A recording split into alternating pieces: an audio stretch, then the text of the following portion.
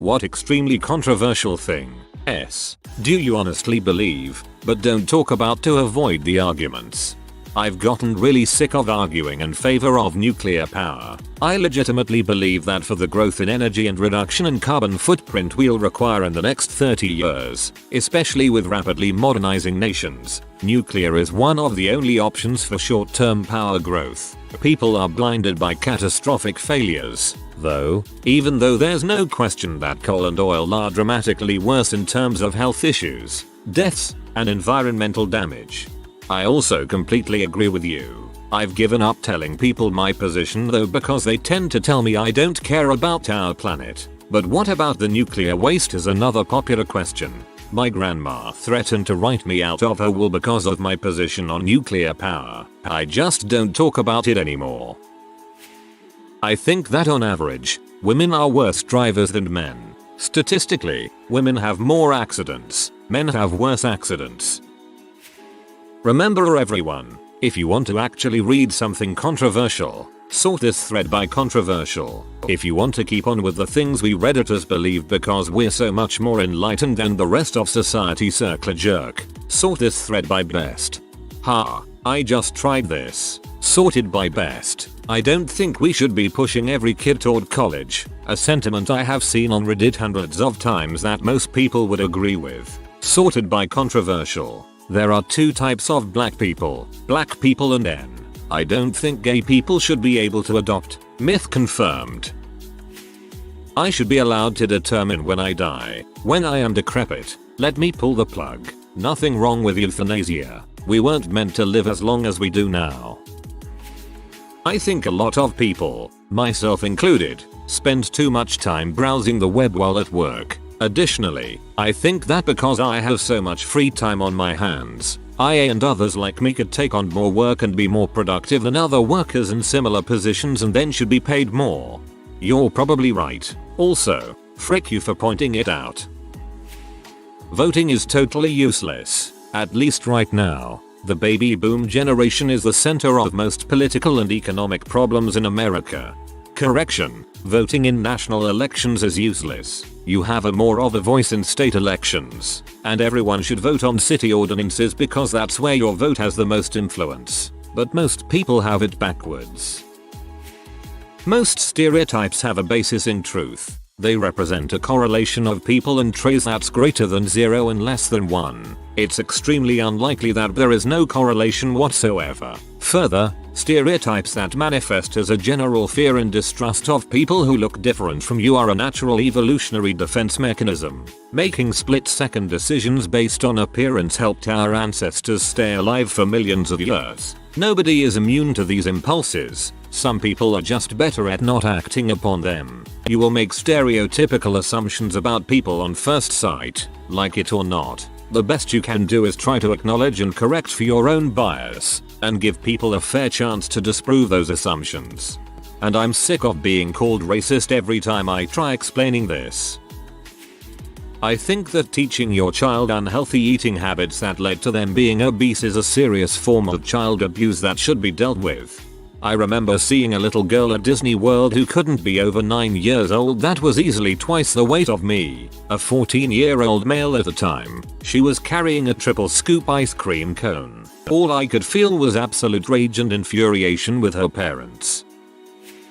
Men and women have different strengths and weaknesses. There are differences in gender, and while absolutely everyone should be granted every opportunity, the androgenization of our culture does not necessarily strengthen us as a society. Having children isn't a right. If you're broke, or addicted to drugs, keep it in your dang pants. I'd like to have children, but I'm not stupid enough to do it on $19k a year. If I paid income taxes, I'd probably lose my mind at all the poor white trash with 3-4 kids and no visible means of support. There's condoms too. I believe it's stupid to continue commenting on a Reddit post when it's only an hour old and already has 2k comments.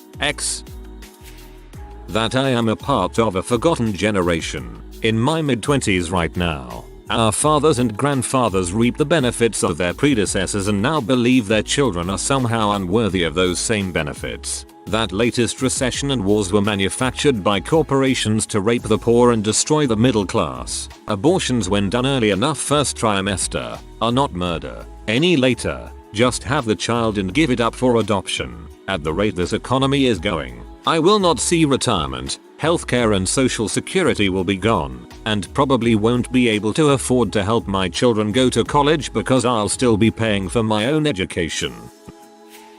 I'm a libertarian from Europe, so I never ever discuss politics. It's kinda hard though, because people always want to discuss it with me when they know I study philosophy. At first I liked the discussions, but I soon found out that people only want to convince the other, and people still called my ideas stupid. I'm not 100% sure about my ideas, but at least I've read other works whereas most people get their opinions from the rhetoric of a politician.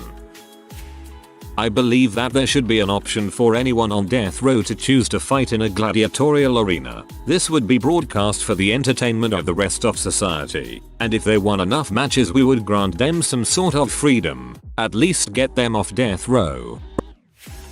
That while banks played a huge part in the financial crisis, so did individuals who took out mortgages they couldn't afford and they don't take the personal responsibility for it.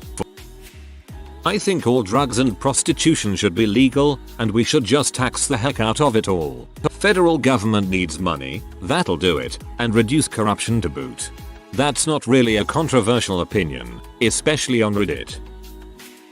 I truly believe with all my heart that the King of England does not rule by divine right. Revolutionary, I know. Don't judge me, it's 2011. I think that your genetics affects your behavior, attitudes, intelligence, and athletic ability, and that people from distinct gene pools often have similar behavioral characteristics that are influenced as much by genetics as by culture. That makes me a racist by definition. It doesn't make you a racist, but you are looking at genetics in a very simplified way. In the US, at the age of 18 you may only get voting privileges if you are able to satisfactorily pass a test similar to the US citizenship test for immigrants. You may make one attempt every 6 months and, once passed, you retain voting privileges for 10 years. That would help out our overwhelming voter turnout. That just seems like another barrier that could be manipulated and become easily corrupted. I believe that reality TV should be destroyed. They make it look like they're heroes by turning around their life choices, but in reality they're people who chose to be lazy and are trying to turn it around by doing it the easy way. That's not exactly controversial. I'm an atheist, but I absolutely loathe others that seem to make it their life goal to discredit religion. To me, I don't believe in any sort of supernatural deity, so I politely decline to make it even the most basic part of my life. It seems to me that spending your entire life arguing against religion is somewhat akin to spending your life following one. Your extremely controversial belief is overwhelmingly the mainstream. Perhaps not on our atheism, but most people, atheists included emo, feel exactly the same as you. Most people on Reddit don't understand race relations in the United States, and those who think that the racism, both legally sanctioned and otherwise of a generation ago, doesn't still affect America are delusional. The Occupy Wall Street protests will not affect anyone that those people are speaking out against, and I doubt they will accomplish anything. Many people who complain about the price of online services, that is, Netflix and online news sources, are acting spoiled and entitled. I believe servicemen and women shouldn't be worshipped as heroes. They signed up for a job and did that job. They should be treated the same as everyone who does a job. Same goes for police and firefighters. Now let the downvotes commence. I believe most of our servicemen and women are underpaid. Women's studies is a silly major to choose. Possession of child pornography should probably not be punished by decades of jail time. Copying files is not the same as stealing. Facebook and other social media websites are not worth using. While I do it, tipping waiters waitresses is stupid and they should just be paid fair wages. Some people are absolute idiots. There is nothing that makes them smart. They are dumb and there is nothing that can be done about it. People who live in this country should at least try to learn English. I am an American and I think universal healthcare is an amazing idea and that Germany, Sweden, Canada have got this thing figured out. We should be allowed to be outright mean to people. Frick this polite PC whatnot, that means I have to be nice to someone who is being an butthole idiot mean. If you really think about it, it's pretty shocking how some people can be so smart and others be so stupid. It's like a different species. Next time you see someone do something really stupid, just think that at the same time someone out there is splicing DNA and trying to cure AIDS. Redditors are mostly angsty teenagers and early 20-somethings with a head full of ideals that they read on the internet and no freaking idea about how the world actually works. Hating the war, but supporting the troops is bulls. The 1950s are dead. Pretending like there is something honorable about throwing yourself into a sandy country to shoot brown people for no freaking reason is intensely stupid. You're not protecting my freedom, you're endangering it. I agree. You know who I respect? People like Muhammad Ali who went to jail as opposed to shooting people who never did anything to him. Controversial thing on Reddit, but don't talk about it to avoid argument. I'm a Christian who believes in God and believes Christ was his son and our savior. Do I judge people who don't believe what I do? Absolutely not. Christians judging non-Christians is why there are so many non-Christians. Churches these days go out of their way to alienate non-believers. The church I go to allows non-believers, gays, and sinners attend our church because we believe in spreading the word, not judging people. If the government took my whole check, except for maybe $40 bucks a week to spend on cookies and gadgets and stuff, and provided housing, groceries, healthcare, and internet, I would have no problem with that. If it worked, I would love that system, and I would trust the government to take care of me. Socialism scares be damned. Hitting women shouldn't be frowned upon as instantaneous woman beating. If a woman hits a man, he is dang entitled to hit her back. Steve Jobs and Apple have been ruining our ability to innovate consumer technology since the launch of the iPhone. Android isn't as open as people think. I still like it. Microsoft has been doing good work lately. You should be educated to a certain degree and have a stable income before being allowed to have children. I'm successful but self-taught. Frick your application process. That children through their parents have too much of an impact on society. Whenever someone argues that something should be banned or discouraged because they don't want their child to be exposed to something, well frick you. Having a child was a choice, so live with it. Whilst you may not want to explain to little Timmy why two guys are married, that does not mean that you should be able to greatly restrict the freedom of everyone just to try and protect your stupid child. I believe that there is much more to human history than we're taught or even know. Modern humans date back some 200,000 years while the societies we know and teach date back, what, 10,000 years on the outside? Paparazzi should be illegal. They are not positive or progressive for anyone's life. Everything does not happen for a reason. This isn't a real-life Disney movie. Girls and boys are not sold into sex slavery in Cambodia because some higher power is using it for some overall good. And people who screw up wasn't forced to do it for some deep lesson or higher meaning. Music today on pop and hip hop stations is turning into crap that is reversing some of the changes they made in stereotype and is discouraging intelligent thought. Not all of it, but I am surprised when thoughtful songs get on the air. Americans have got to stop being so obsessed with what they look like and need to get back to being proud of who they are. I feel like I am taking crazy pills as so many girls will justify boobs for confidence, which sometimes makes sense, but then cry that they can figure out a computer or car thing. Freaking Google IT. I do, and I am a tiny little girl. I know this position is a horrible one given the inhuman abuse of it in the past, but eugenics is an interesting topic. I suffer from a variety of stress-related mental illnesses, ranging from depression to anxiety disorder. My father has bipolar, my mother has bipolar, my brother has bipolar, my sister has bipolar, so it is a fair chance I either have it or my children would inherit it. So I made the decision to never have children until in utero genetic manipulation became advanced enough to correct the flaws I suffer from. There are certain things no human being should ever experience. From age 7 until I was given medication. At age 16, I had the overwhelming desire to commit suicide to escape the horrific emotional pain I endured. Happiness was a vague concept most of the time, and the idea that I could experience long periods of it was all but absurd to me. I refused to take a chance that any person resulting from my flawed genetic code should ever experience such a thing. To do so would be beyond monstrous. Affirmative action is stupid. Sports scholarships are bulls. And the death sentence should be legal, but those on death row should be able to choose how they die. Fat people disgust me. I hate the sight of them, and I usually have less respect for them than others. I'm not talking about chubby, but fat or obese. I can't say one conspiracy in particular, but I don't think it is a long shot to say the United States government isn't telling us something about Pearl Harbor, 9/11, JFK, etc. Ask yourself this: if the United States government learned today that an asteroid the size of Texas would impact the Earth in 2016, when would the public learn about it?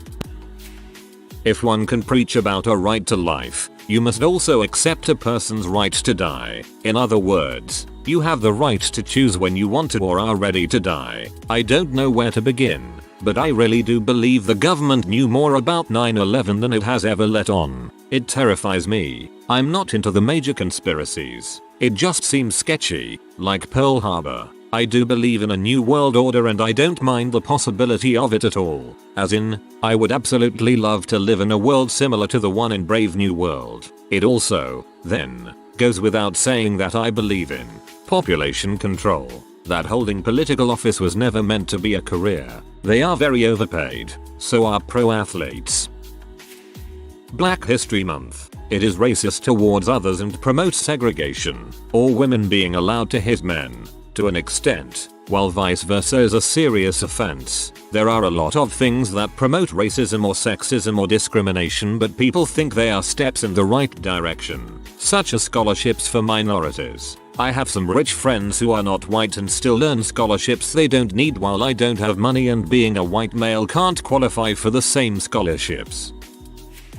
No one will probably read this down here, but I believe that racial or national pride for your home country heritage is completely unnecessary. There's nothing exciting about going to a parade at some street, tooting your own horn saying "Go, home country," and cheering at how proud you are that you were born in a particular country. It's almost like saying that your country is better than the rest, or saying that your flag is better than the others. It probably feels like singing happy birthday to yourself. If it's a sporting event, such as soccer, then I can understand that you want your team to win, but cheering simply because you're from a particular country? It's kind of lame and dumb. We're all from some country.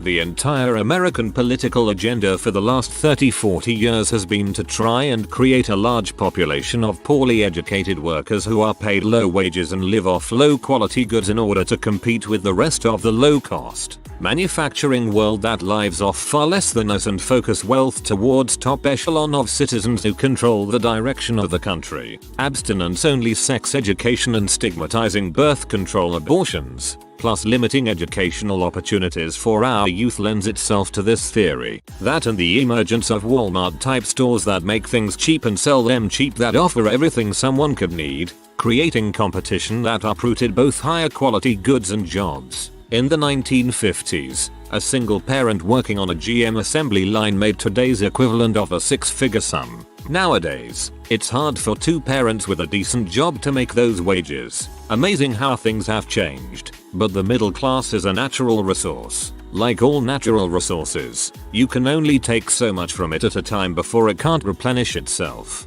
We are figuring that out now. The belief that religion is the root of all evil and humanity would be better off without it is wishful freaking thinking.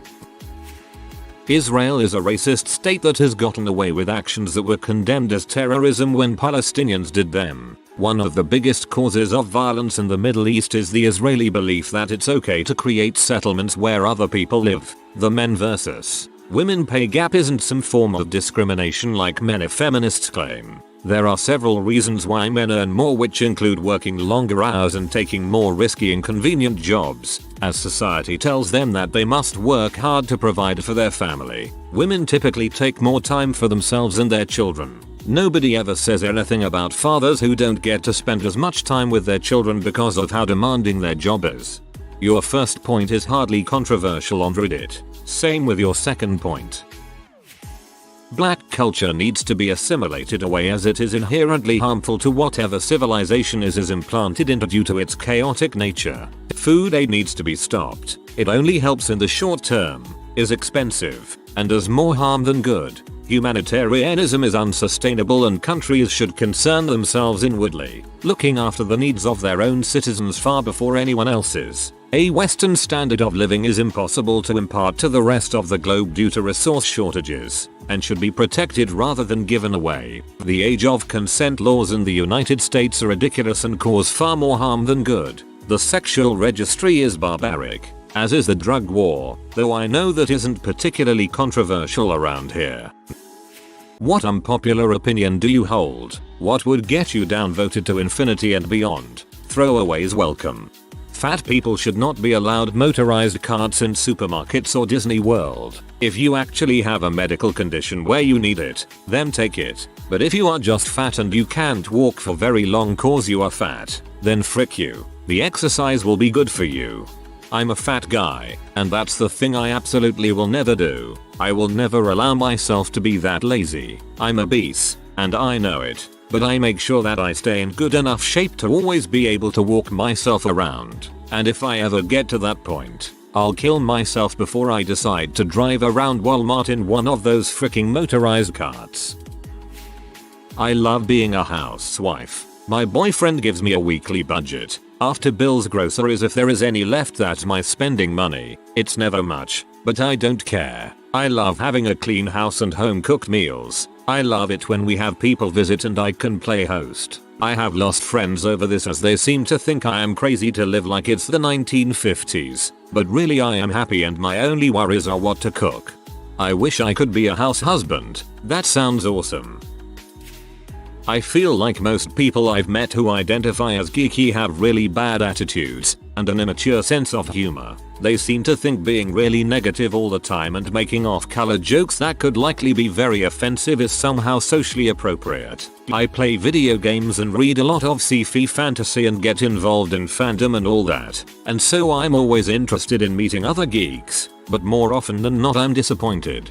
I know exactly what you're talking about. I'm majoring in comp science, and my classes are full of these people. Not Eastern. It's not a popular opinion in front of my friends, who may have been treated rudely by a cop or two, but I really support cops. They have to deal with the shittiest people, not just criminals but people who are they got caught speeding. 2. Cops get treated rudely in almost every situation where they have to do their job, and I really empathize with them. I hear people say things like all cops are power tripping, and I've even heard someone discourage a former soldier from being a cop because of their negative opinions. Quit being an butthole. They are doing their jobs. If they're rude to you while doing it, it might be because of your bad attitude. Try treating cops like human beings and you might, just might, be shown a little leniency. So far it's worked for me. Angry Phoenix. I think human babies ugly and disgusting. When people post their newborns on Facebook, I hide the posts. I hate people who bring little babies into social activities for adults. 2. I love kids though.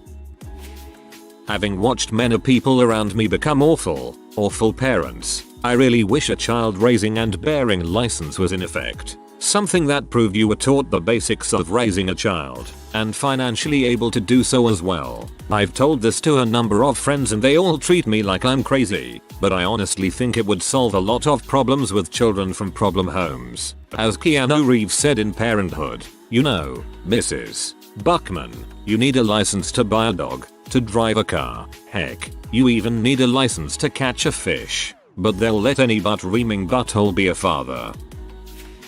I feel that people over age 55 should be required to take driving tests every couple of years for the rest of their lives.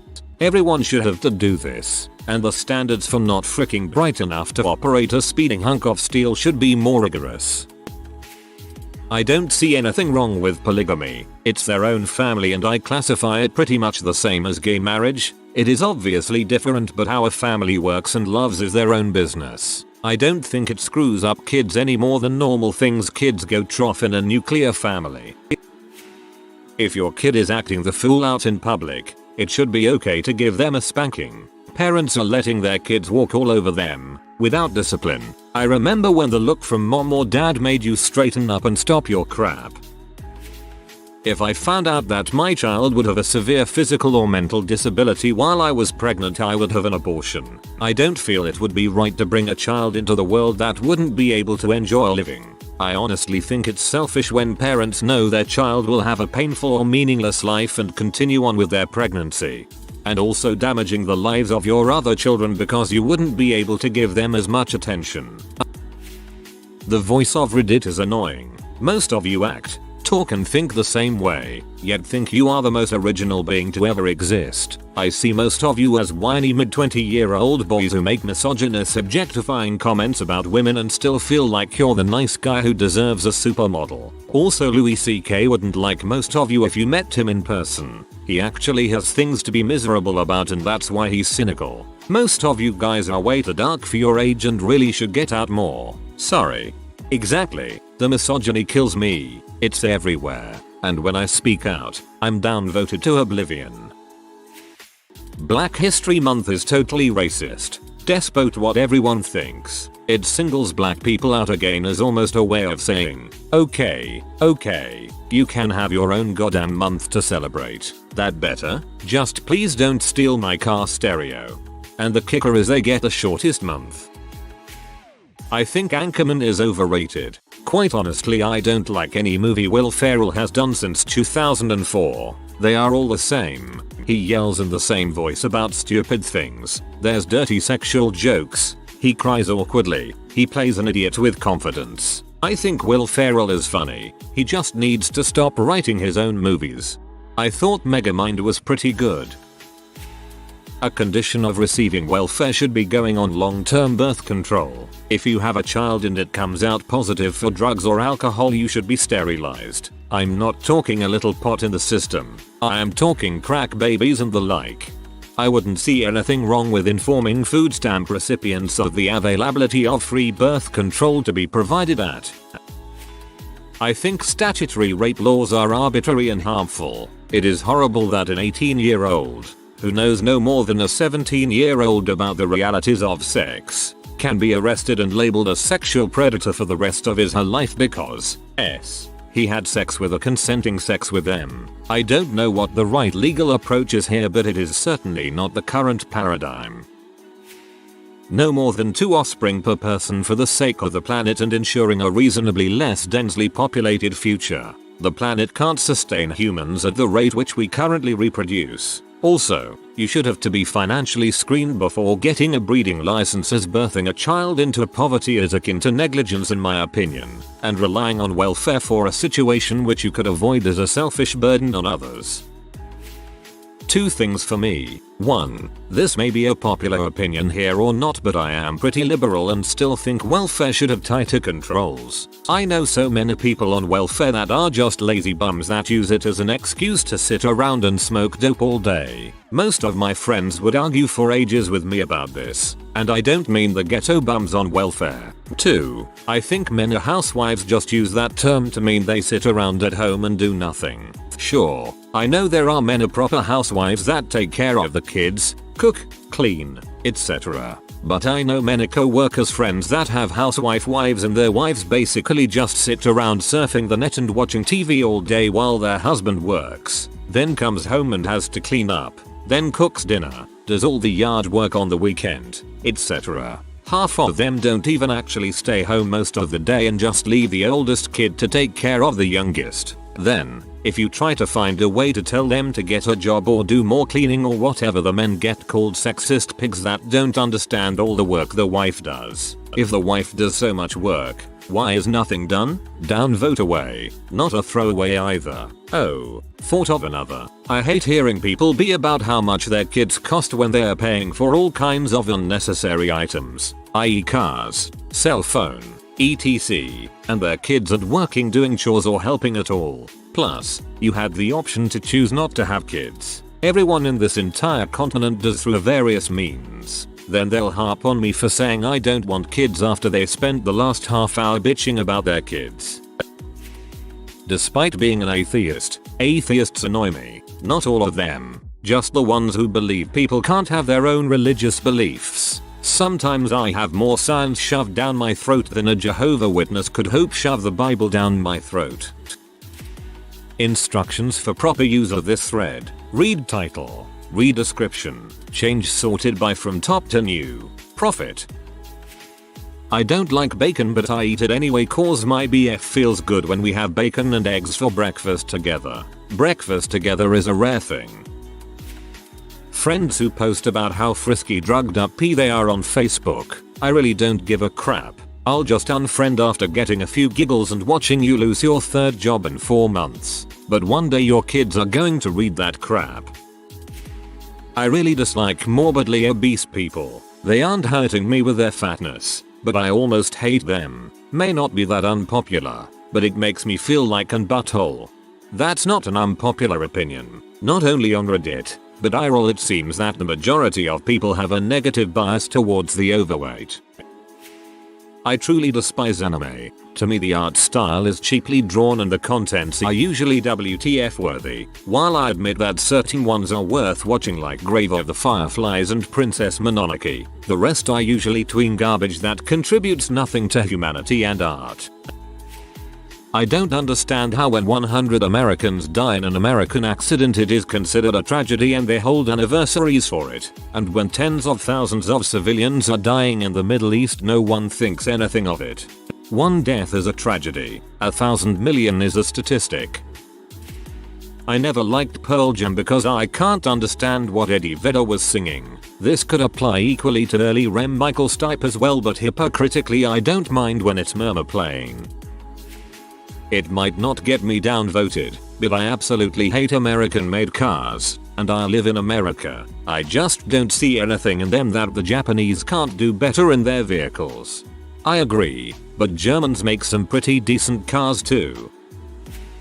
I think a lot of people are brainwashed by the crappy newspapers they buy and base their whole lives around what they read in said crappy newspapers. Rampant sex beast pedo only gets 1 year in prison after manipulating child. 18-year-old man has sex with 17-year-old. Teenage boy kills another student in cold blood with no remorse. Teenager kills manipulative bully who fricked with him for years on end. Just rough examples, but you know what I mean. Newspapers use words that people have made their own definitions of to scare them. That honesty should be the default, even if it's an uncomfortable truth. A lot of Redditors think that you're an butthole if you choose not to lie to somebody to protect their feelings. I find most majors in college a complete waste of time and truly feel most people in college are only in it to say they went there. Most people I know who went to college and graduated regret it now. I think fat people are alright. I don't understand why they are always getting grief. A few people whine and make a whole group of people look bad. Not all fat people hate being fat and not all fat people are out of shape. My 243 pounds friend is way healthier than my 134 pound self. She never be about her weight and I respect that. It's a whole lot of stereotyping I can't stand to see. I am for drug legalization. Not only marijuana, also C, H, LSD etc. And it should be sold by the state. I don't say this because I'd love to be able to do drugs, something I will never do because I'm not that stupid. I think drugs should be legal because they are the primary source of income for the mafia. Making drugs legal and a state business would be the most destructive attack possible against the mafia, a criminal organization that is only about making money in illegal ways. You take away the money, you cripple the mafia. Making drugs legal might increase the number of addicts, but only by a small percentage. After all, people avoid H not because it's illegal, but because it kills you. The benefit for society however would be enormous, at least in countries where the mafia is everywhere, like Italy, where I live. Plus it would put some money in the state's pockets, which could be used to treat drug addicts and carry on campaigns against drugs. TLDR. Prohibition seldom works. Let's legalize drugs and kill the mafia. I think we should be way more critical of Islam, which I find to be draconian, than we are of Christianity. I think we pick on the kid that doesn't hit back, instead of the kid that cuts off heads. I think it is spineless to do otherwise, and I'm tired of all the freaking weaklings calling people racist just because they want to call a spade, just as is always done here with Christianity's regard. I've recently unsubscribed from our atheism as a result of this distasteful double standard. Also, while I'm at it, I think affirmative action is reverse discrimination, and find it to be far more racist to believe that certain people could never compete with white people, and Asians, or women with men, without a protected status. I think it spits on those who fought and sacrificed their lives to prove otherwise. I'm not a popular man. Affirmative action is simply a stand-in for real action at the root cultural and economic causes of the racial gap. We should be tackling those instead of trying to treat a symptom. I'm a virgin and I'm waiting until I'm married to have sex. People go crazy when they hear this about me, and it's not like I'm even saying that everyone should be like me or I'm trying to be holier than thou. Most people don't even know this about me until they start trying to get me to talk about my non-existent sex life. It's just my personal choice and I don't really care whether you're virgin or not, although I'll respect you more and feel a sense of camaraderie with you if you're also waiting until marriage for sex. So then why do you care so much about what I'm doing? I don't see why it's anyone's business. This is just your personal choice. If someone makes a big deal about this to you, they suck. I was asked to donate to Hurricane Sandy relief. I declined, stating America had enough money to sort out its people's needs. I live in Asia and the idea of sending money to the USA seemed absurd given the amount of immediate problems over here. Polygamy. I'm not only for it becoming legal, I'm for it in my own relationship. A second wife as part of our family would be fantastic, especially if I could find one that my husband really fell for. Last time I posted this, I was getting the vibe that many disagreed with liberal arts requirements in college. They are just a way to drag out what should be a 2.53-year experience another year, sometimes even more, and leech more money from the students. I am a biologist. I have no desire to learn any sort of arts and humanities as deemed so by the university. Not saying I don't like art, but some say that you need these things to be a more well-rounded person. No, you don't. If anything, it has made my 4-year college experience less engaging and legitimate, and I have become a jaded butt when asked about college because of policies like these. I think a good portion of guys still sees women are decorative walking sex toys, and most women are promoting that by making themselves look as decorative and otherwise useless as possible. My wife doesn't do that. She is an actual person first. May I suggest that Potato was talking about the way women are now portrayed. Pretty much every action movie these days treats women as sex objects than minor character. I'm sure there are a few that are different, I just haven't seen them. I can't stand first-person shooters. They scare the badgesses out of me. I can barely stand playing Minecraft on peaceful mode. I support eugenics. The fact that people who are less successful and have lower IQs typically have more children makes me fear for the future of our species. I think the whole support the troops is misguided. They all voluntarily signed up and were presented a contact explicitly starting the terms. I don't not support them, nor do I support them. It's like asking me if I support taxi cab drivers. No, it's their job and they are paid to do it. Also, people misinterpret what support the troops means. Support the troops preachers will often insist that anyone opposing certain military involvement is against the troops. You can disagree with a military invasion involvement and still support the well-being of the soldiers and their families.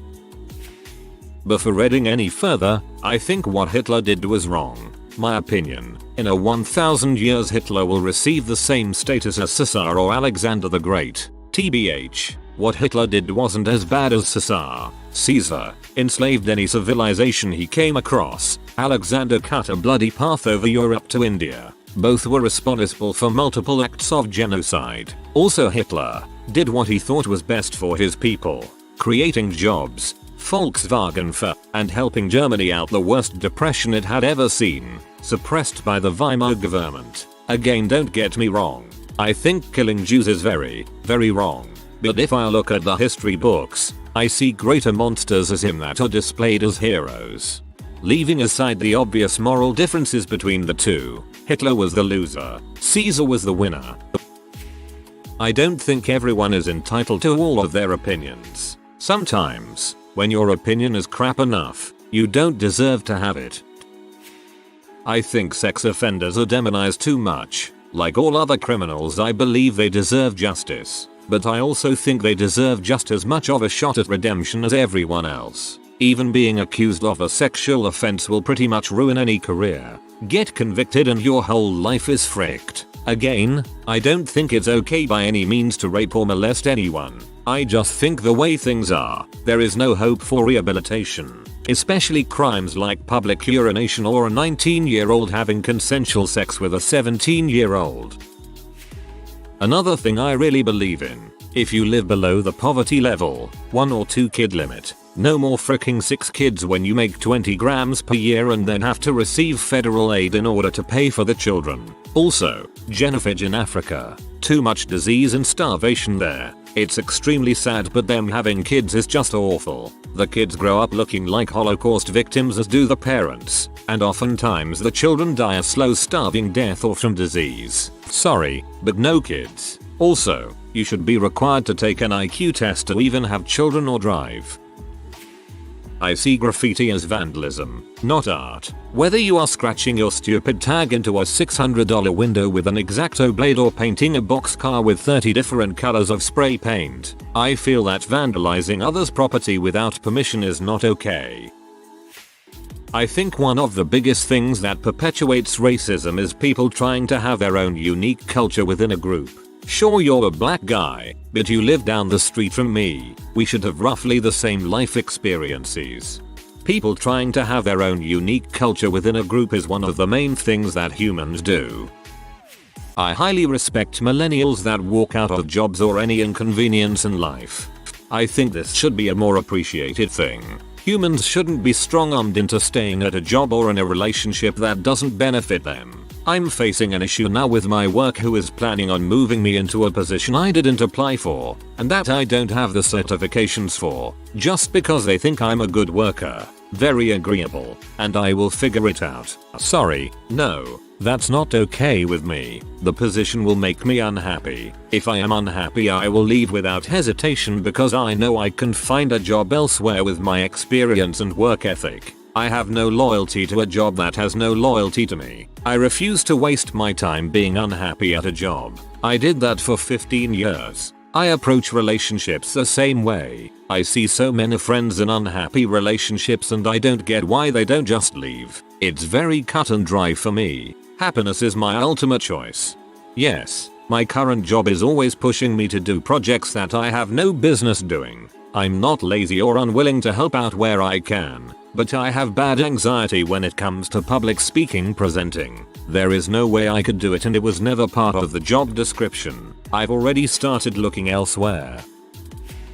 I'm 28 and remember being nervous about making even slight mistakes in my first job and early in my second. By the time I started at my current one as a warehouse operative, I was fully aware of being able to do this. I bumped heads with everyone from team leaders and managers in my first few months and was threatened with disciplinary action on 2 occasions when they had no real basis to do so since they were asking me to do things that simply weren't my job. First time I just shrugged and told them that was fine, so go ahead. Second, I told them I'd walk out the first sign of disciplinary. Funny enough, I'm now a warehouse supervisor and work on logistics. No disciplinary on my record.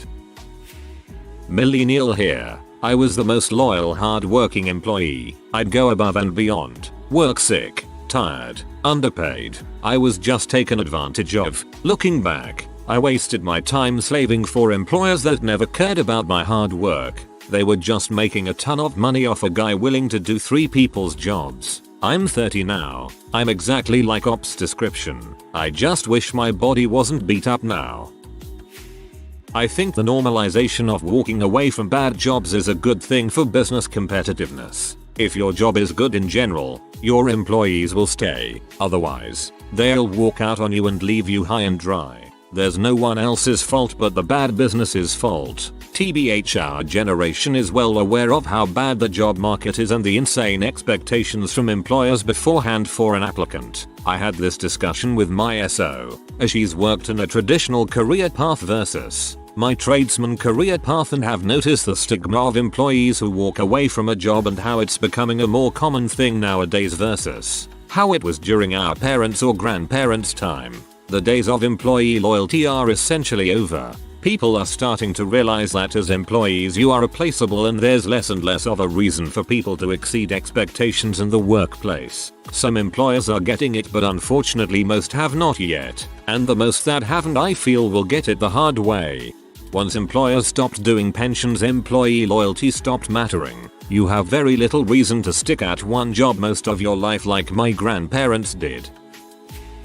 Absolutely, we, as workers, are not servants. My husband's old job used to call him in every time he had a day off. He worked 12-hour shifts, and they got PBC. He couldn't come in twice. Once BC we were about 1/2 hours away visiting family for a few days, and the other time they called him 5 minutes. I'm serious, not exaggerating. Before the shift was supposed to start and we were out to dinner, dressed up. It was date night. They wanted to write him up for it. Like, really now?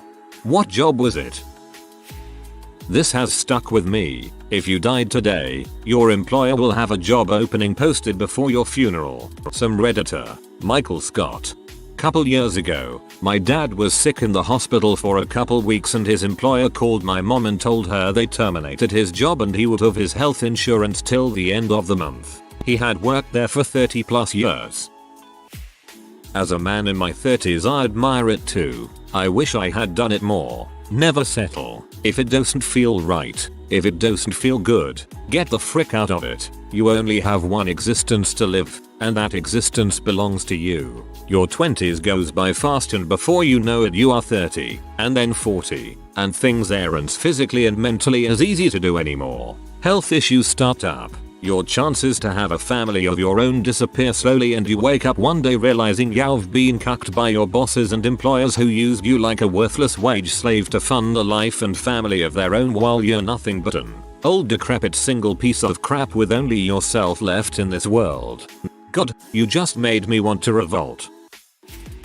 It's a little surreal to hear this kind of support. I can be very yielding when things get difficult, and my parents have always told me to toughen up, not to give people too many second chances. Well, now when I do decide I've had enough, guess who's the butthole? Well, maybe they were having a bad day. Did you consider their feelings? It's hard to run a business, you know. Yay, my boss buying me lunch and telling me what a piece of crap I am was just a fluke. Surely. I kind of agree in a way. I do think there are a lot of workplaces in which employees are treated poorly, pushed beyond what their contract asks, etc. And we are conditioned to think that is okay. That, oh well, we just deal with it. Others have it worse. Sometimes the only recourse is to take a stand against what you feel is not right for you. That being said, I have known people who walked out of literally every job for the slightest thing that annoys them, begging the question, what do they actually want out of a job? Companies will throw away employees if it's mildly convenient for them. Loyalty is a two-way street. One thing that I can't understand, mainly in older generations, is the lack of a pair to stand up for themselves. I know so many people that hate their jobs, let their bosses walk all over them, breaking so many employment laws, but they do nothing. They take it. I guess it's a generational thing where you take what you get, and the most important thing is to get paid. I definitely don't have the balls to walk out of a job like that. Well, I kind of did at Walmart, but that was just a supplementary income anyway. Mainly because I do think it's a stupid idea to leave your income without knowing where the next is coming from. I do respect people who do it because of being abused as employees though. It's a new era. Companies complain about employee loyalty, yet the benefits from staying with a company for 20-30 years like the generations before us just don't exist anymore. I work in HR and study Canadian market movements and whatnot. I can tell you that all generations have increased the frequency of switching employers over the last 15 years. Simply there are incentives to move employers. Oftentimes you're more likely to increase your salary, and contract negotiations give employees leverage they often don't have. It isn't exclusive to millennials, and I'll be saying the same thing in 15 years when there are articles about how Gen Z has no employer loyalty and is killing the luxury boat industry. Also, it makes sense the younger generations have higher turnover. Often the younger generations make up a majority of the workforce in high turnover positions, entry-level customer service positions in retail, restaurants, or service providers. They often have much less education and experience, so they are more indispensable, and oftentimes they haven't settled their lives yet, so they may quit or move cross country to try and start a I guess you just have to ask yourself, what's more likely? A whole generation is bad and it affects employers, or the employment landscape drastically changed following 2 global recessions and the younger generations have adapted more quickly, as they didn't work in the old landscape. But then again, I'm biased. The whole generation, insert Latin or Greek letter, is killing the insert industry that no one cares about anymore. Thing honestly just looks like nostalgia marketing. For example, the trash food at Applebee's. People love to say sometimes you need to deal with difficult people in your life. You know, when you complain about a bully, whether they are an abusive jerk in your family or somebody at work or something, but the fact is, you don't. You don't have to put up with anyone once you're 18.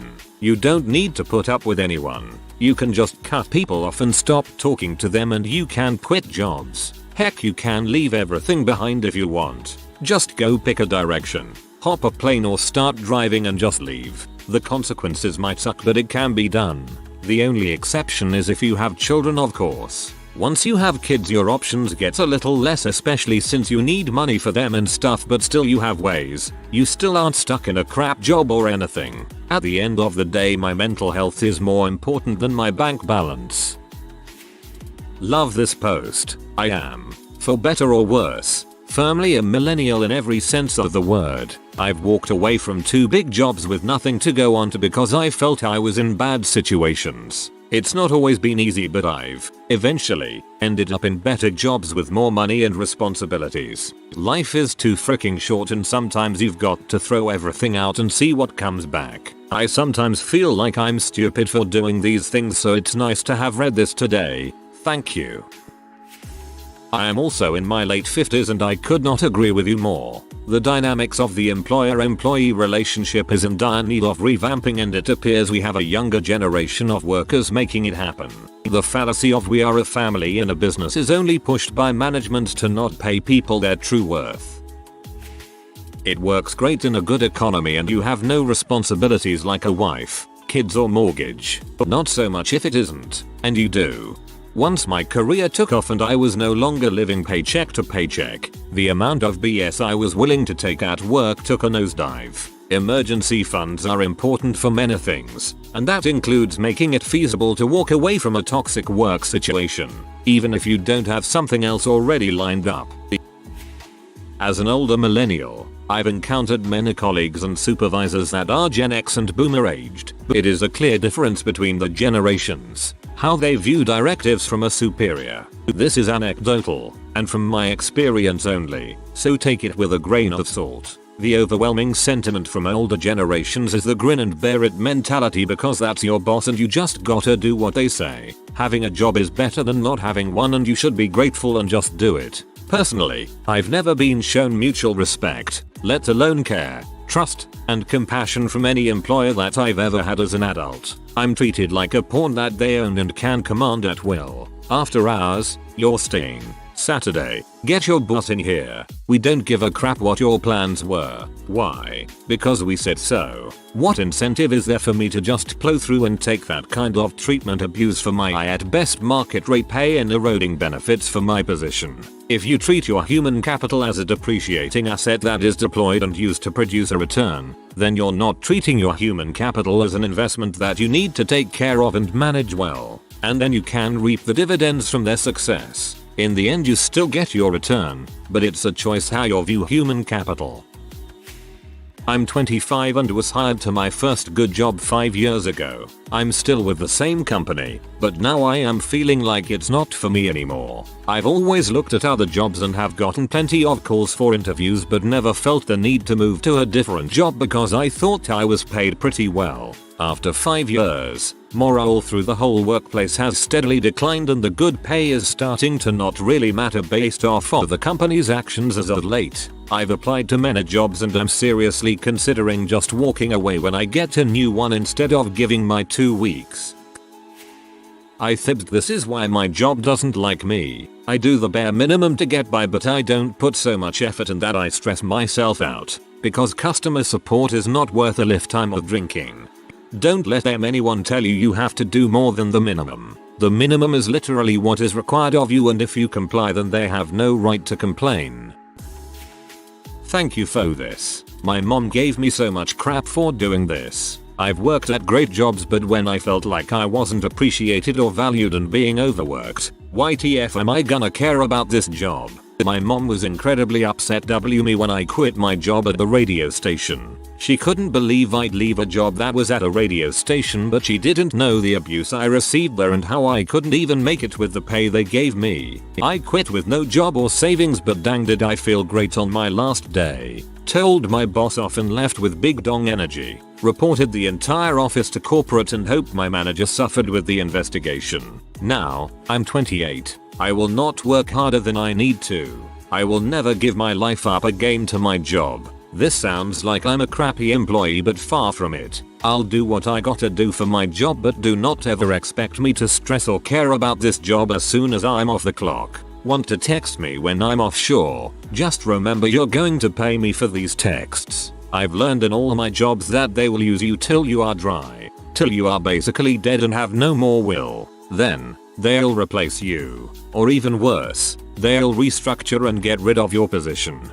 Seen it happen to so many older people. I have one of the best paying jobs in my life, and this company truly recognizes me for my efforts and work and gave me a very healthy raise out of the blue. But even with this amazing treatment, I will not hesitate to quit and look for a better op.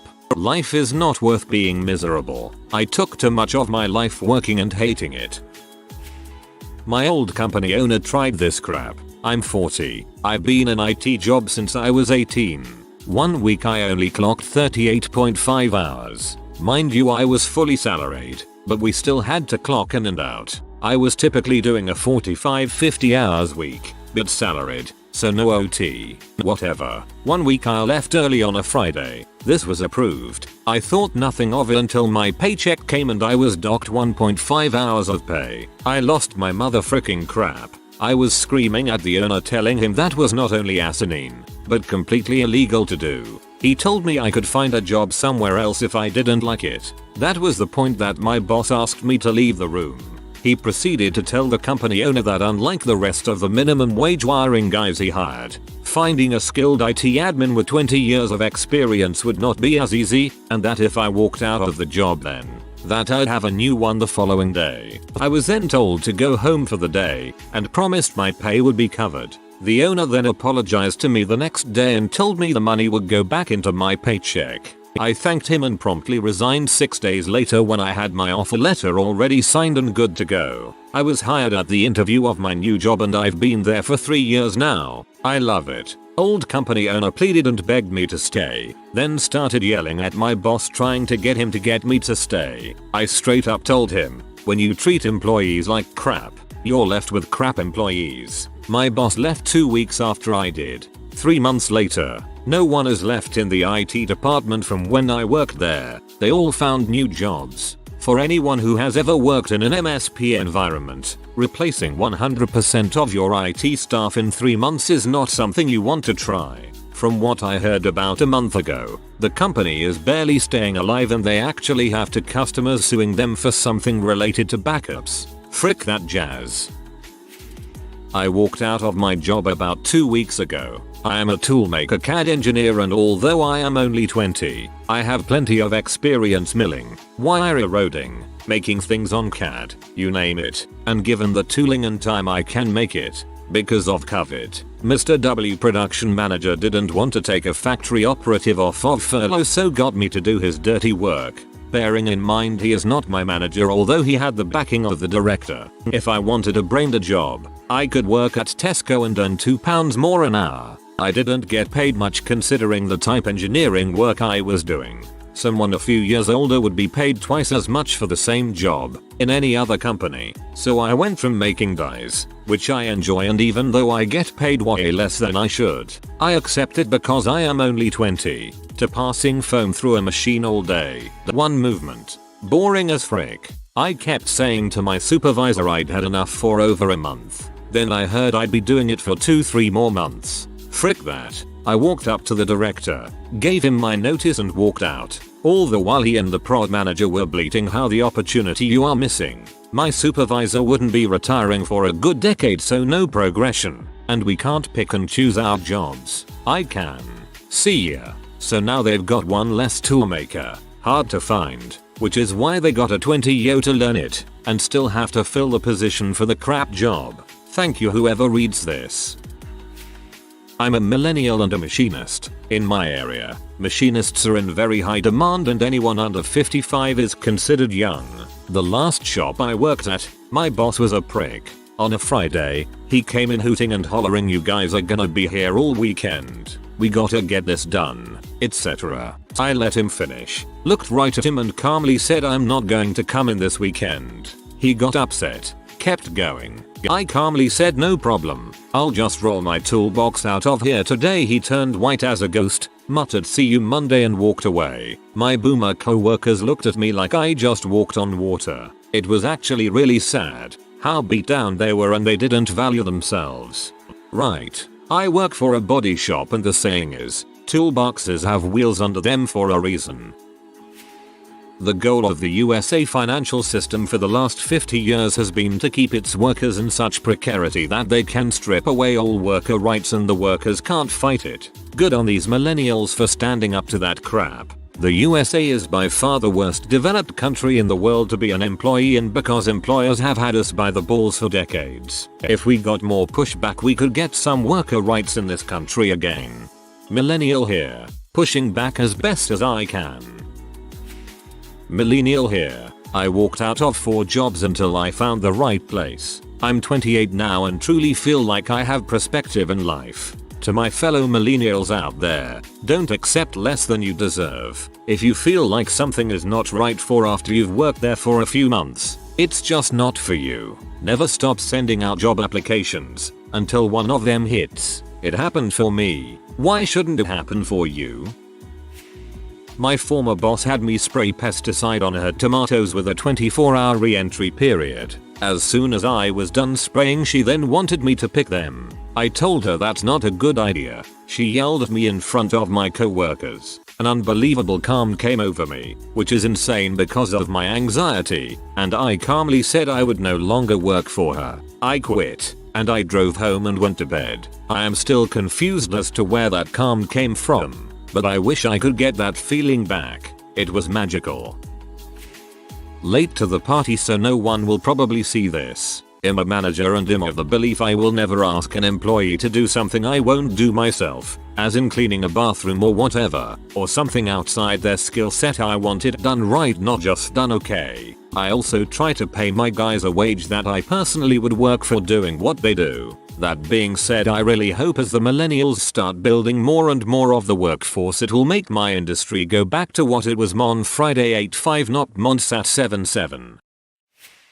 I feel like when it comes to some stuff where people have it easier in life some way, other people get jealous of their ease in life and finding it hard to find a genuine economic criticism resort to calling it dishonorable. They'd rather everyone was miserable and working for low returns all their lives if that meant being respectable. And sometimes being honorable is the same as being a doormat.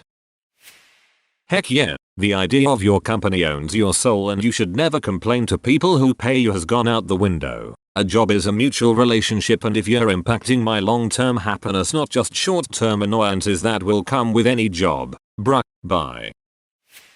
That is so respectable. Workplaces have become extremely toxic and it needs a change. I worked harder than anybody at my old job and I was still seen as the lazy one because I'm younger. It's ridiculous. Workplaces bring out the worst in people, employees and customers both.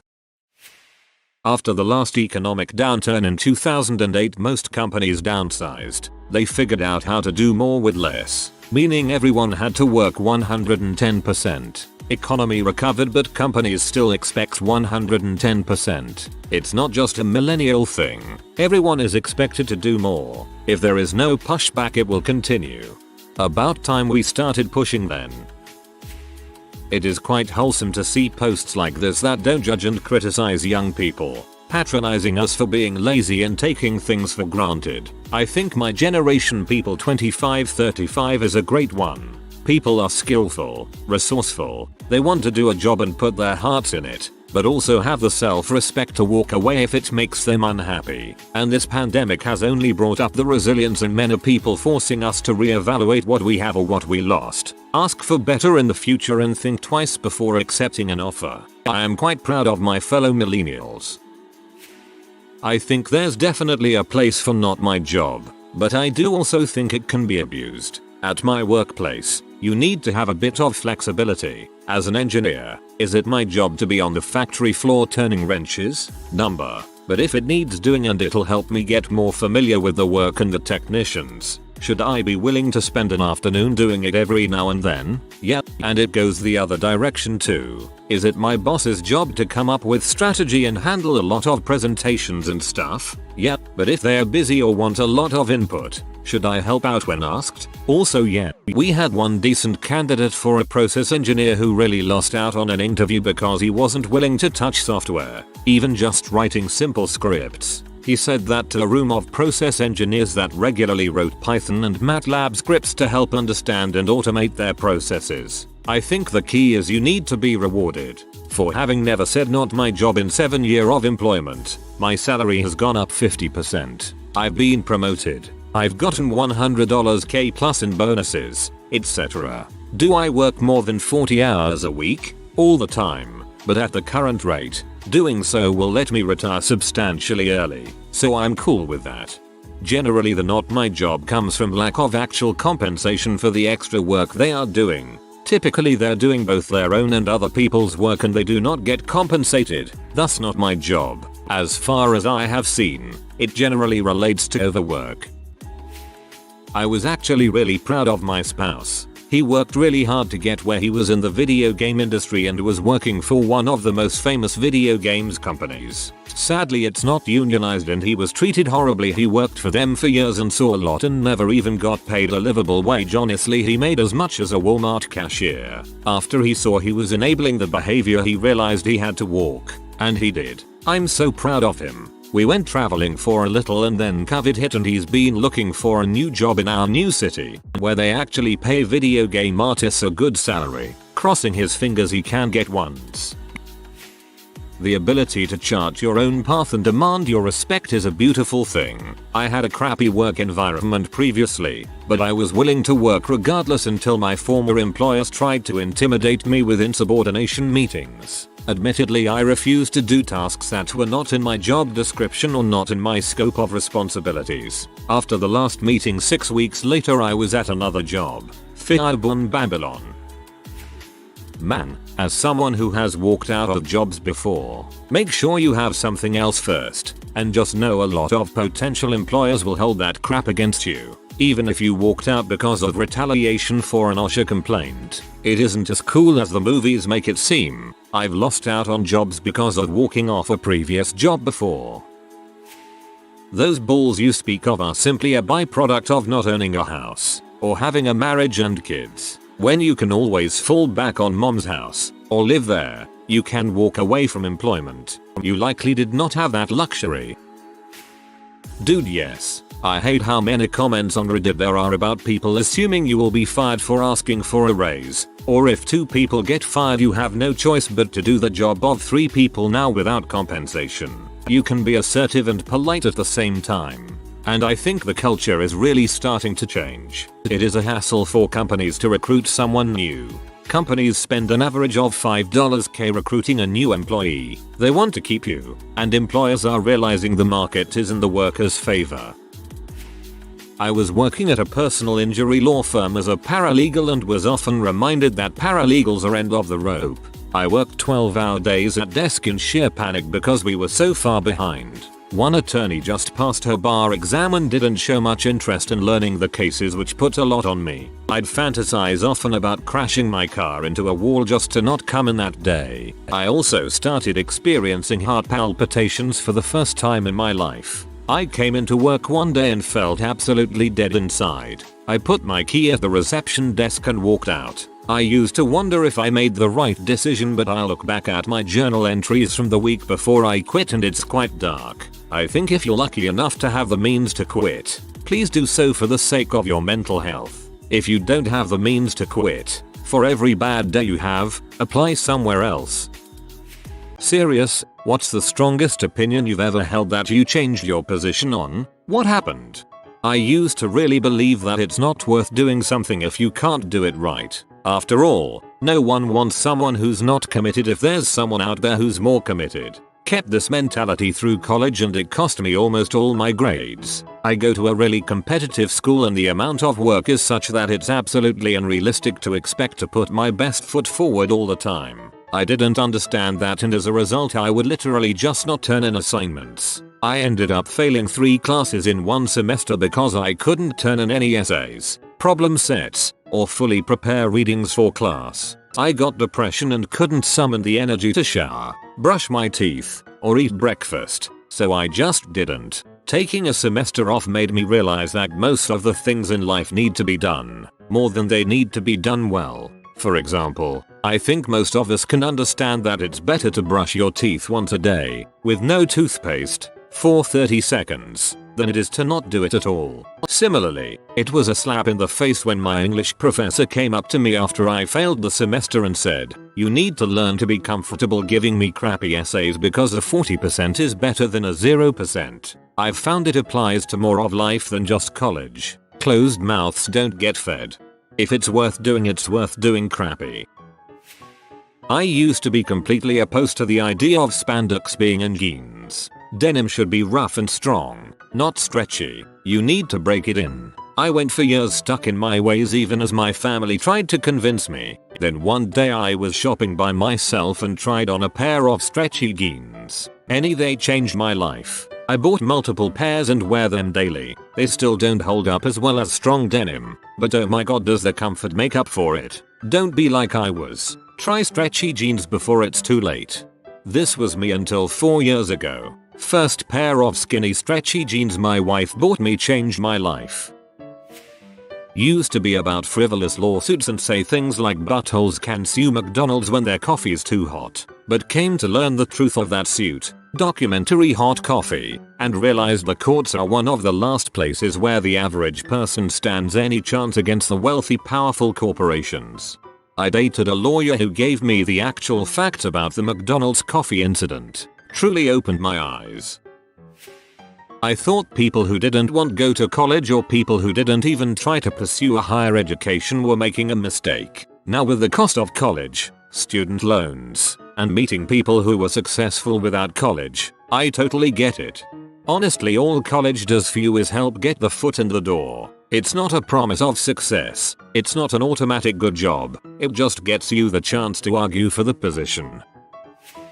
I was briefly on the anti-vax train with it causing autism and crap, then seen a point about how we just got better at diagnosing it and was like, that makes sense, and that was that.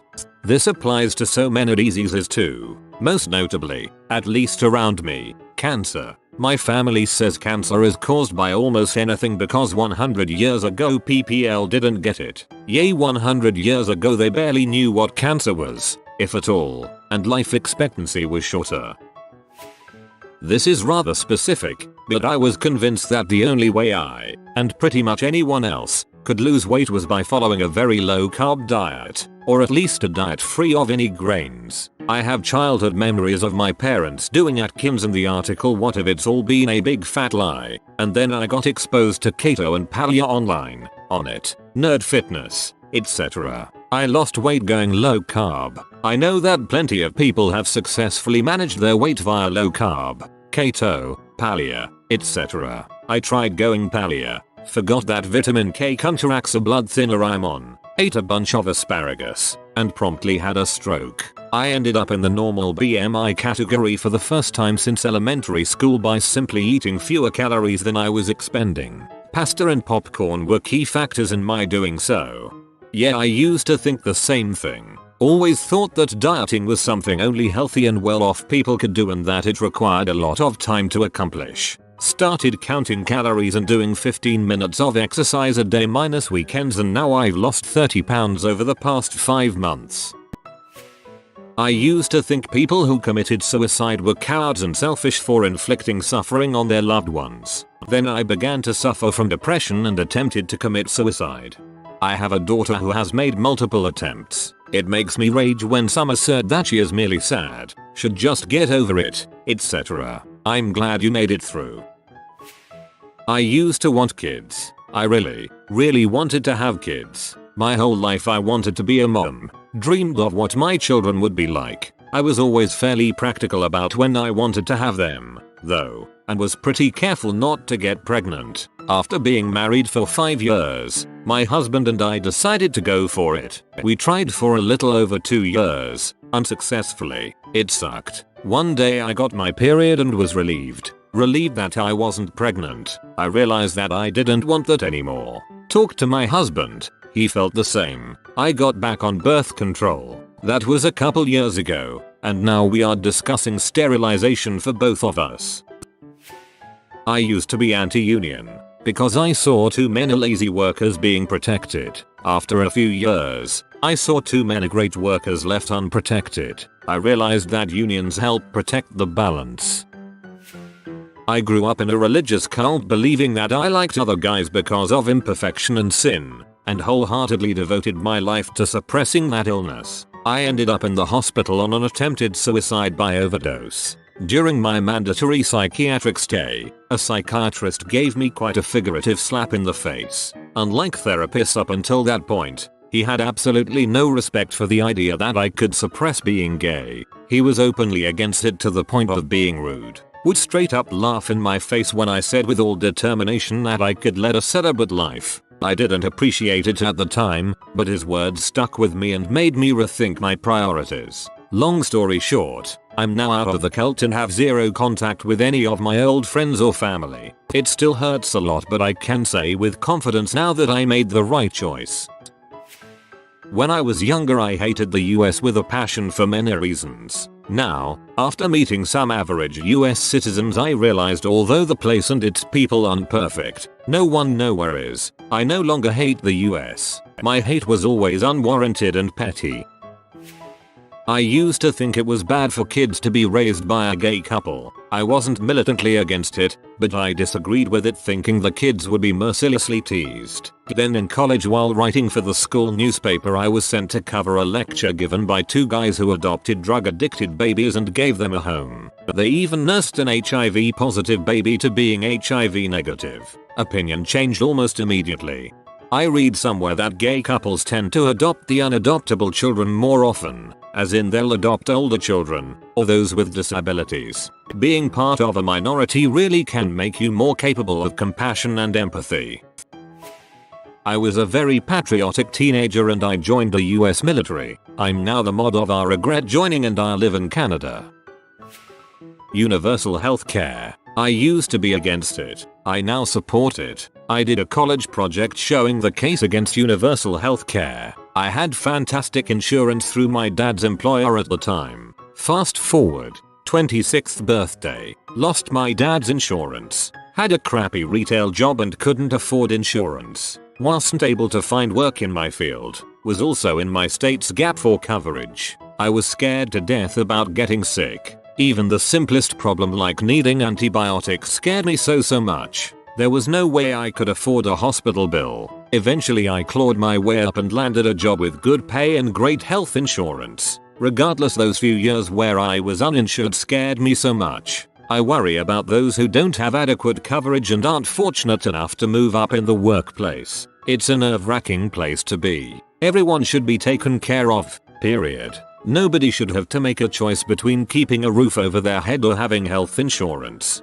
I'm Australian, and I can't imagine living with that mentality. The Australian healthcare system has its flaws, But if I suddenly need healthcare, I know I can get it, largely for nothing. It just doesn't factor into our thinking in the same way as I hear people in the US describe. If I had to go to the emergency room, cost wouldn't enter my mind for a second.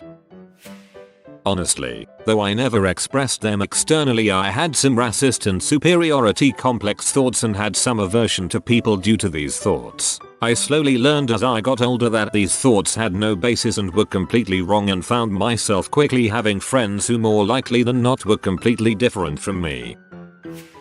I used to think that people who claimed to have an anxiety disorder were mostly exaggerating and crying for attention. Then I moved away for an internship one summer and got to walk a mile in their shoes. I knew no one where I was living and ended up isolating myself. Symptoms crept in one at a time, and while I never reached a point where I felt it absolutely necessary to seek professional help, I did get pretty close. Going from feeling generally comfortable in my own skin to constantly worrying about what you've screwed up and what you're going to screw up next is a terrible feeling. Not being able to sleep a wink despite being exhausted for nights on end is something I don't ever want to experience again either. It made my performance at that job horrendous. Luckily, I spent enough time on the internet to stumble across really inspiring people and sources that helped me fix my situation. Others aren't quite so lucky and have to work 10x as hard to battle through it. I used to think that death penalty was a good idea. I thought about the people who've been killed who were later proven innocent. I don't think we as people, no matter what happened, should have the right to take someone's life. As a teenager, I used to debate people online about why gay marriage is wrong. Then I went to a Christian college, studied my faith and Hebrew, and realized the Bible doesn't even say that. Yay for my hippie Christian school. Now I'm still a Christian, but one that's a LGBT ally and who tries to convince others they're wrong about what the Bible says about gay people and others. Also realized my faith alone shouldn't dictate law anyway. Would you mind sharing the parts of the Bible where it doesn't say that? I'm not challenging you on this, I just want to learn. I'm having a big issue with my faith because people want to say how bad that is but not love. As some people have pointed out, it is impossible to point out where it doesn't say that. I should have said where the context is misapplied to things today. After reading Pink as the Blank Slate, I completely changed my mind on nature versus nurture and became a better father for it. I broke up with girlfriends over wanting kids in life. Took me 30 years and meeting my wife to come upon adoption over natural. I used to be vehemently anti-tipping. Like many Redditors, I had my laundry list of reasons tipping sucks ready and waiting. Then I actually learned about the economics and what would happen if we stopped the tipping system. Most of my reasons for disliking tipping are still valid. They're just not remotely worth freaking over a huge segment of American workers, as well as other negative consequences. I used to be solidly in favor of routine infant circumcision. I believe it was cleaner and healthier and that it protected the boy from a lot of problems. Now I have learned better and I'm very solidly in favor of everyone having body integrity and all kids being protected from genital mutilation. I used to be quite opinionated about a lot of things when I was a teenager, probably the symptom of a difficult and unloving home life. I must have been a nightmare to be around as I was always so defensive and so self-righteous with my opinions. I fully supported causes like gay marriage and abortion in time where not many of my peers did, and would have been very passionate about advocating for these causes, to the point where it lost me friends. As I've grown up, I've mellowed out completely, and while I still have strong opinions and principles, I no longer feel obliged to announce it or virtue signal, I suppose. The point in trying to make here is that having really strongly held opinions can be exhausting. My position now is live and let live. If someone has a different opinion, that's okay. Let's have a discussion about it and not a debate. A discussion allows for us both to express ideas and understand each other's opinion. Hopefully we both come away with a new perspective from it. A debate is about winning and trying to show up the other person. I wish I realized this much sooner. I used to be super anti-abortion cause I grew up with horror stories of it being a situation where the babies were ripped apart and pulled out. I got more educated and then had a friend go through one, and now I'm pro-choice. I still don't like the idea of abortions. It's way better to prevent pregnancies. but I support them being legal and the woman being able to choose.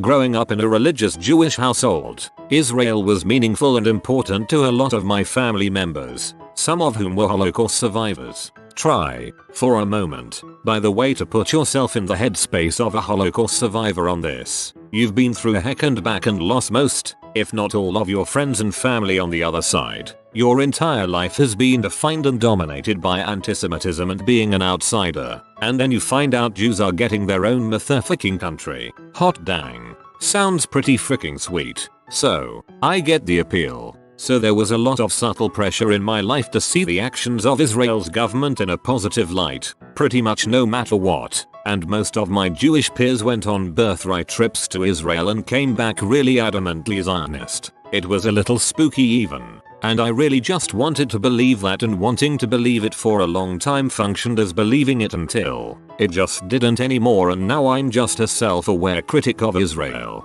I don't think Israel can be made to not exist as a country, but I think there needs to be a radical reformation within its government and culture that moves it away from being a flagrant ethnostate. I used to think poor people were just lazy, but then I learned more about history and racism and economics. Now I basically think rich people are the problem. Like, I can understand keeping enough money to be situated well enough for the rest of your life, but once it gets to the point where you're just hoarding it or spending on frivolous stuff, then you gotta start investing in your community and doing charity work with the money. I've had incredible strong opinions against surveillance, while I'm still against mass surveillance. Compared to before, even the slightest camera could upset me. Not only is it easier to accept now, but as I recently was called as a witness, I started thinking in the terms that we might still to this day be based on witch hunts to some degree when we don't have other proof than words. Cameras can prevent that. Sure, have I understood that the use of cameras before, but never did I thought about what it actually could replace. I'm all for police officers being required to wear cameras. Freaking have cameras in all directions of their patrol cars. They're so important and extremely valuable to have as evidence of what actually happened. The fact that I was straight, really tough for me to realize I like girls too. I struggled with it mostly because in middle school I'd been taught gay was a bad thing and didn't even have a word for bi. Kinda difficult for me to see it as anything else even after I realized. Being a Democrat, I slowly began to realize the whole bipartisan system is rigged to pit people against each and keep everyone fighting and distracted. No wonder George Washington advises against it. I'm Christian, and as a kid I would be upset with my friends who stopped believing, etc., let alone point out the destructive past, present and unfortunately, probably future of the Christian church. I've changed my opinion mostly through seeing the effect it's had on people I know, especially LGBT friends. Lesbian identities. Was really nitpicky at what lesbians can and can't do until I realized I was a lesbian, and it didn't feel great restricting my own identity. I was raised in a house that was religious, but fueled by my mother's mental illness. This meant that she would make up things of her own and claim that was how God wanted it. I grew up being told that black people and Asians were possessed by demons, and God could hear my every thought, so I had to constantly ask for forgiveness for small things like not liking someone's haircut. As a teen I made friends with a group of Asian girls, and realized quickly that they were wonderful people and not at all possessed by demons. It took a long time to understand that Christianity is not what my mother said it was. I still believe in God, but I know that he doesn't give nearly as many shoots as what my mother claimed, and no longer refer to myself as a Christian. TLDR. I used to believe in my mother's mentally ill form of Christianity until I made friends with some Asian girls. When I grew up, I was a firm believer of that everyone deserved to be happy and feel safe, so throughout the years I stood up and helped those I could. While I stood up, I also stood out. Other kids began to bully me. Teachers were just crap people and even joined in, losing friends to all the thinkable reasons. After a while I just had enough and snapped. I was more interested in seeing people just have a bad time. Bonus if I knew they were crap people. Some of the better things I knew after that was plotting out revenge on people I just didn't like. However, I'm in a better place now and I find myself just helping people out again. This time, I actually see some kindness in return. So I would say I am starting to go back, slowly.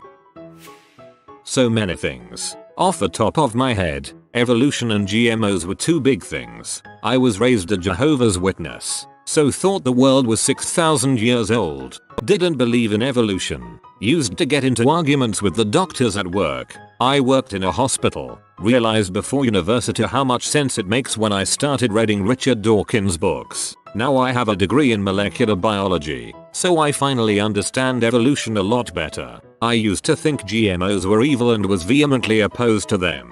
But then I realized that I was just perpetuating misinformation without any reason for believing what I believed. When I finally asked myself why I believed GMOs were bad, I realized I didn't even know what GMO stood for. Quickly realized while reading up on them how amazing they are. Years later, while getting my degree, I also took a genetic engineering course. Fun stuff.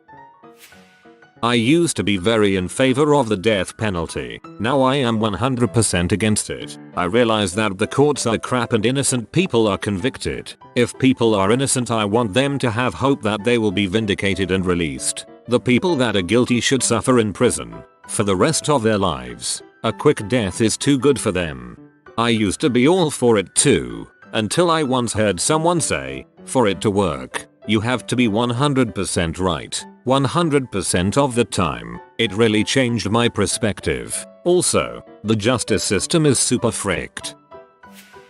Communism. I am a big believer in that everyone will do what is best for everyone. I quickly learned that some people are dongs and only care for themselves. I still think it could work in a small group, but ultimately some people aren't cut out for the idea of it. Abortion. I was passionately pro-life for a long time. I'm a libertarian, but I considered infants as humans whose rights I believed should be protected. However, after becoming a nursing student and realizing what exactly the process was and what exactly was being terminated, I felt different about it being human. I also personally have experienced poverty and the difficulties of getting out of it. Long story short, I'm pro-choice.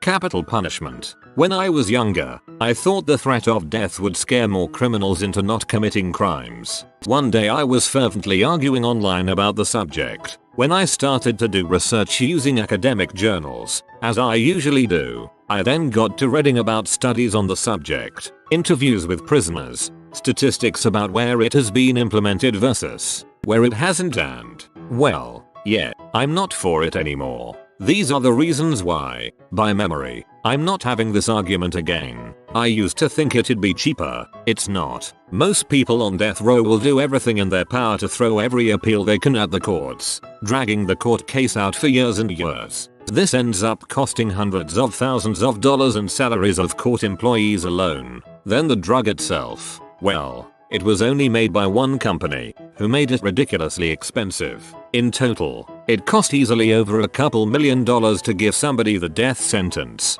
where they could be kept in prison for as little as 10-ish grand a year. I'm not going to bother to post references here. Do your own research if you want to. I used to think it would deter criminals. It doesn't. Why? Well, criminals don't think they'll ever get caught, so they're never afraid of the punishment, regardless of what it is. Criminals aren't the smartest people in the world most of the time, but that's why the smart ones are often very hard to catch. I used to think the death penalty was worse than life in prison. It really isn't. Imagine being forced to live in the worst place ever for the rest of your life, being served crap food, having to watch what you say or do for fear of being shanked if you step out of line. Now, imagine having to do this every day for the rest of your life. Very little access to anything to take your mind away from it all. Knowing that you will die in here. There is nothing else for you. This is it. This is your life for the next 40, 50 years. I think that'd be torture personally. The death penalty is almost an easy way out. I always say that's why most mass shooters shoot themselves in the end. Now, a lot of this research is psychology, which a lot of people will wave their hand at and say, oh, it's just a soft science. It's not worth anything, but it's the best thing we have to go off of. There really isn't any benefits to capital punishment other than satisfaction for the affected parties. I used to be a fairly vocal atheist, anti-theist really, very critical of all things religious. These days not so much. I'm still entirely secular, So from a theological point still atheist, but it's not really part of my identity anymore, and I've got much more respect for other people's faith. The online atheist community and its flirtations with far-right politics played a big part in pushing me away. Also just growing up a bit and not thinking I know better than everyone all the time. When I was a preteen and early teen boy, I said unkind things about men who prefer to be with men. It's no excuse, but yes, I was just regurgitating what other crapheads on the block heard from their older brothers and fathers. A few years later in high school I became friends with a dude. I came to really think he was a good person. He was part of my friend group. All around nice guy. Gay as frick. Too. Flaming. Lisping. Into fashion. Madonna. The whole 9 yards. I realized that didn't give a crap. A personal and humanizing connection can often be stronger than ingrained prejudice. That community college was for the kids in high school who couldn't get into a real college. I changed my opinion once I realized my parents weren't helping me pay for college, so I turned down acceptance letters from 2 universities and enrolled in a CC where I'm fulfilling my gen eds for a fraction of the price. If you are new to the channel, you can subscribe. I publish new videos every day. Until then, check another video.